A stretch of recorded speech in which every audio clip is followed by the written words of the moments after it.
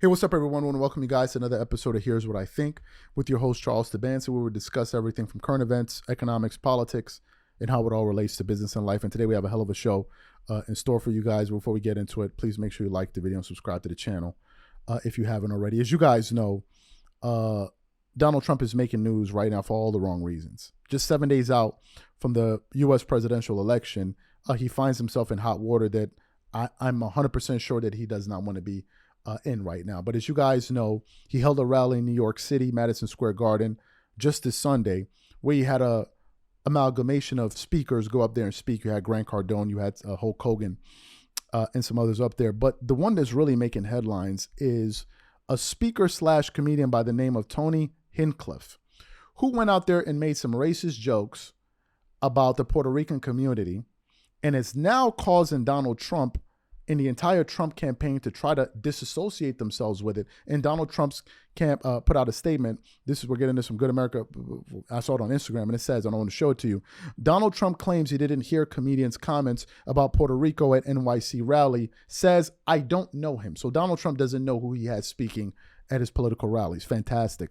But it doesn't stop there. As I was combing through the internet, I came across a clip from former President Barack Obama, where he was absolutely going off on this comedian who thought it was funny to insult an entire voting bloc. So for those of you who didn't hear what Obama had to say, I want to play some of his comments for you now, and then want to come back and continue on the show. Take a listen to what he had to say here. So the man holds this big rally at Madison Square Garden. And the warm-up speakers were saying we're trotting out and peddling the most racist, sexist, bigoted stereotypes. One guy called Puerto Rico, quote, an island of garbage. Now, these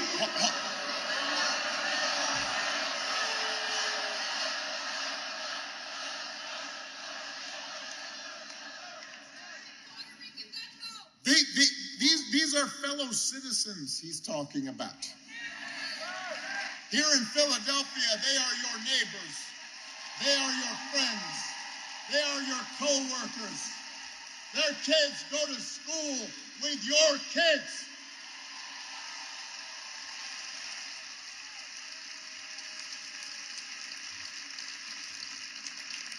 These are Americans. They're people. And that is the reason why this election should not be close. It should be clear. Here's a good rule. If somebody does not respect you,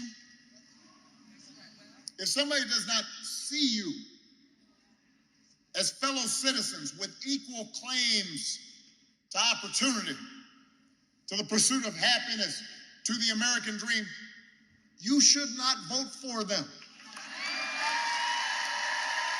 So you heard what he had to say. What are my thoughts about this? First of all, I 100% agree with him that this is not how you speak about your fellow Americans.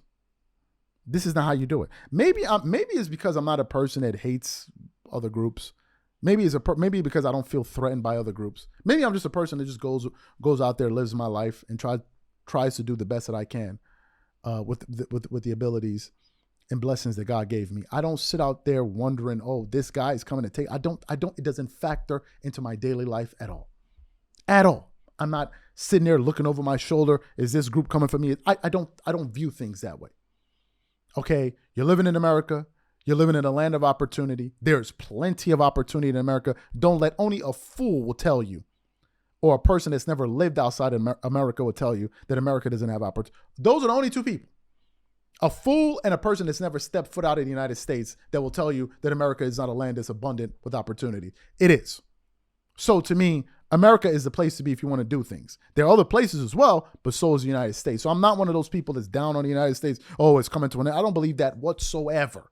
If you believe that, jump on a plane, travel your behind around the world, and go see how other people are living in other countries, and then maybe you modify your worldview. But in the case of what President Obama said, I 100% concur with his comments. This is not how you speak about your fellow Americans. Like, what are we doing here? When did it become common? When did it become normal for us to behave this way? If you're going to run a political campaign, run the campaign. Trot out your issues. Trot out your policies. Say what you're going to do for the country. But then insulting people and then calling it a joke. And you know what's interesting about that? That comedian knew knew the group he could mess with, and he knows the group he can't mess with. He can make those jokes about Puerto Ricans because he doesn't feel like, well, he feels like, oh well, they pose no threat. You think he would have made that joke about the Jewish community? You really believe that? You really honestly? Of course he wouldn't. Of course he wouldn't. He would have sobered up rather quickly. So they know who to mess with and who not to mess with. So it's not just jokes, it's picking on people. And the part that kills me is that some people feel like it is okay to say offensive things and then tell people, but why are you reacting to it? It's just a joke. Really? Really? Really? So you can go out there and say whatever the hell you want to say about anyone, and they're just supposed to take it lying down and say, well, why are you getting so offended? Just a joke. Go do that in reality, and let's see how that works out for you. Say whatever comes to your mind. Just go outside, walk outside your house or your office building, and just walk outside and start saying any and everything you want to say that comes to your mind about people. And let's see how long it lasts before somebody knocks your teeth out. Just try it. And then say, oh, but why are you getting so offended? I don't understand. Why are you getting offended? I mean, why? I don't get it. I don't get it. There's no place for this. And there's no excuse for it. And most importantly, it was extremely stupid. Let's not omit that from this equation. It was extremely moronic and stupid on the part of that community. Do you know why? Because there are over 600,000 Latinos in those various voting counties in Pennsylvania, and then you insulted them like a dumbass. Funny, huh? It's so funny. It is so funny that the Trump campaign is now trying to distance itself from it.